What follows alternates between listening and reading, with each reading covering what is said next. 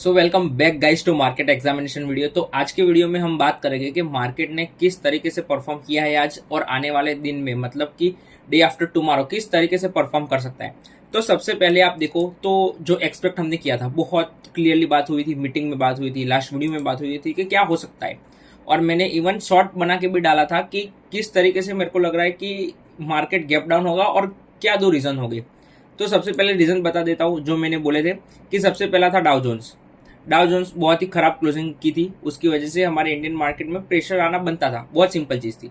अब आज का एक्शन बहुत ही ध्यान से देखना पड़ेगा कि यूएस मार्केट किस तरीके से रिएक्ट कर रहा है। फिर दूसरा रीजन था क्रूड। मैंने बोला था कि क्रूड बहुत ही स्ट्रांग लग रहा है और वही होता हुआ दिख रहा है। क्रूड ने इंडियन क्रूड है, उसने क्या किया, उसने आज अपना एक रेजिस्टेंस लेवल था उसके ऊपर जाके सस्टेन करा है धीरे धीरे करके। इधर से ऊपर जाएगा नीचे जाएगा वो मैं नहीं पता, बट वो स्ट्रांग था। तो ये दो रीजन की वजह से मार्केट गिरना ही था आज। और ऑफकोर्स एक सबसे बड़ा रीजन था जो मैं कहना भूल गया था कि आज आखिरी दिन था फाइनेंशियल ईयर का। तो हमेशा जनरली ऐसा देखा गया है कि आखिरी दिन सेलिंग होती ही होती है most of the time, but ज्यादा होती है कम होती है ये पता नहीं, बट ये बहुत ही ज्यादा हो गई है। अब अपन बात करते हैं पहले निफ्टी की, और उनसे उससे पहले अपन बात करते हैं एफआई डेटा की। तो मार्च में सबसे ज्यादा सेलिंग हुई है अब तक जितने भी महीने हुए। अगर हम टोटल किसी भी मंथ का ले लें तो उसने सारे रिकॉर्ड तोड़ दिए और सबसे हाईएस्ट सेलिंग की है, विच इज 1,15,350 करोड़। ठीक है, तो बहुत ही अच्छी सेलिंग की है और एकदम उन्होंने दबा के सेलिंग की है। मतलब ऐसा थोड़ा भी वो पीछे हटे नहीं है कि चलो बैक फुट पे जाते हैं, पुल बैक मार्केट में आने देते, ऐसा कुछ भी नहीं।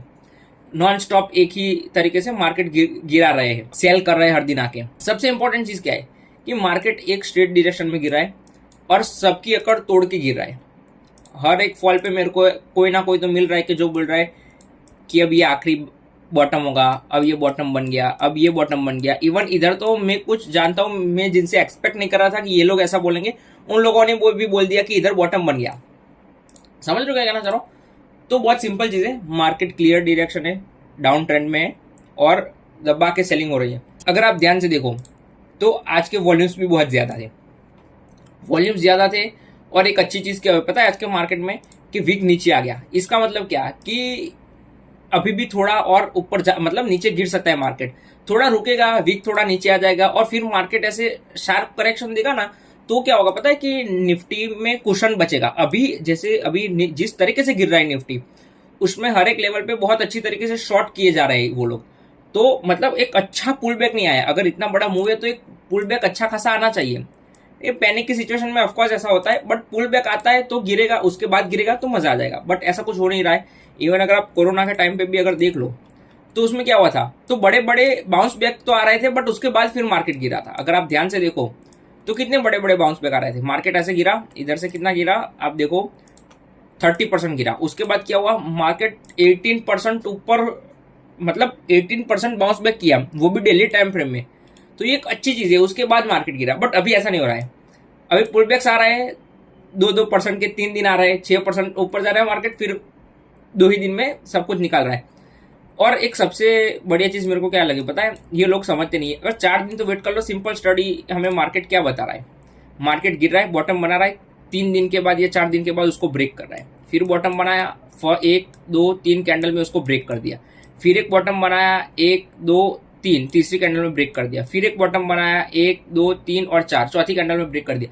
तो हर बार मार्केट न्यू लो को 4 दिन में ब्रेक कर रहा है। तो थोड़ा वेट कर लो। मैं मतलब देखता हूँ लोगों को, मेरे को हंसी आती है, मेरे को समझ नहीं आता है कि किस तरीके से वो न्यूज बेस्ड ट्रेडिंग करते हैं।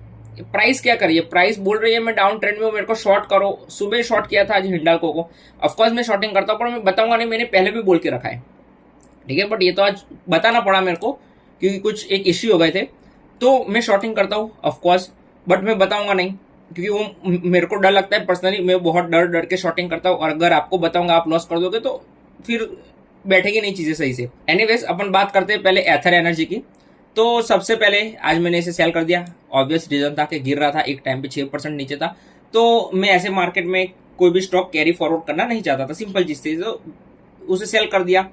एक बार के लिए मेरे को लॉस नहीं हुआ है इसमें। क्यों? क्योंकि मैंने इधर थोड़ा प्रॉफिट बुक किया था सीपी प्लस में, उसको मैंने इधर से फाइनेंस किया, तो मेरे को लॉस नहीं हुआ है।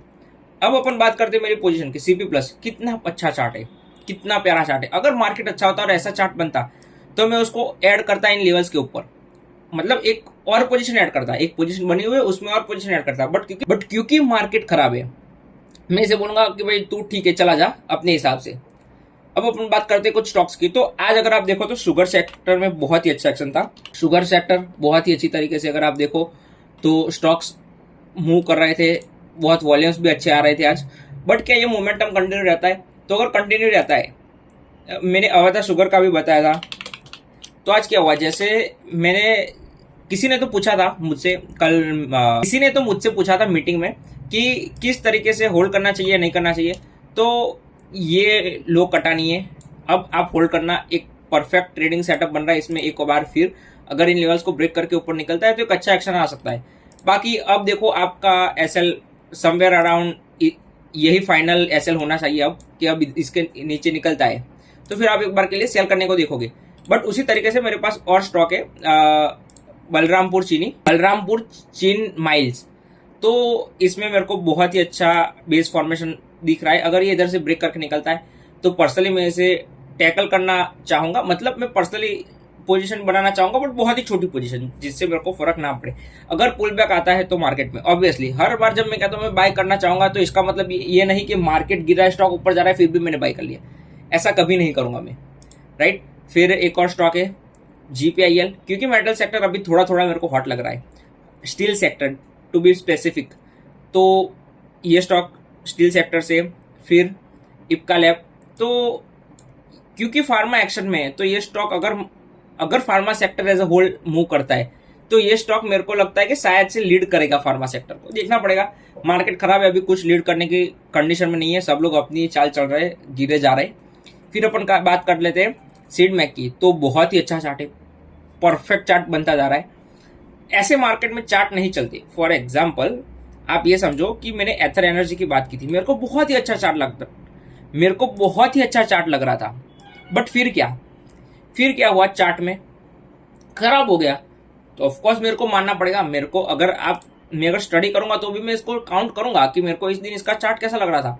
Picture perfect text book setup, इससे अच्छा चार्ट हो ही नहीं सकता। मैंने लास्ट 2 साल में सीपी प्लस और एथर एनर्जी जैसे चार्ट देखे ही नहीं है, इतने परफेक्ट चार्ट्स, ठीक है। बट फिर क्या हुआ, मूव नहीं किया। ऑफकोर्स ब्रेकआउट किया, मैंने पोजीशन बनाई बट मूव नहीं किया, तो फिर सेल कर देंगे। सिंपल चीज है, मौका नहीं देना है स्टॉक को कि भाई तू मेरे पोर्टफोलियो में बैठ, अब तेरे को मैं ना लॉन्ग टर्म के लिए होल्ड करूंगा, ये सब नहीं, मेरे को नहीं पसंद है, मैं नहीं करता हूँ। मैं मौका नहीं देता, अगर उधर से निकलना है उसको अच्छे से निकले, नहीं तो फिर अपन उसे सेल कर देंगे। उसी तरीके से ये भी चार्ट बहुत ही अच्छा मेरे को लग रहा है एज ऑफ नाउ। अगेन कल खराब हो सकता है, ब्रेकआउट होने के बाद खराब हो सकता है, मुझे नहीं पता। फिर ओमनी, ये भी बहुत ही अच्छा चार्ट बन रहा है। अभी थोड़ा इसमें थोड़ा कंसोलिडेशन मेरे को चाहिए। अगर कंसोलिडेट कर जाता है और मार्केट समझो कि ऐसा कुछ होता है कि मार्केट नीचे चला जाता है 20,000 तक, ये थोड़ा और नीचे आ जाता है और फिर इधर ऊपर आके एक सेटअप बनाता है, तो ये बहुत ही अच्छी तरीके से मूव करेगा। बट अभी क्योंकि मार्केट खराब है, अगेन मैंने स्टॉक समझाने के लिए बता रहा हूँ आप, ताकि आप स्टडी पर्पज से इनको व्यू कर पाओ। बाकी ऐसा मेरा कोई मोटिव नहीं है कि मैं सब स्टॉक को कल बाय करूं, बट इस तरीके से सोचना है वो आपको समझा रहा हूं।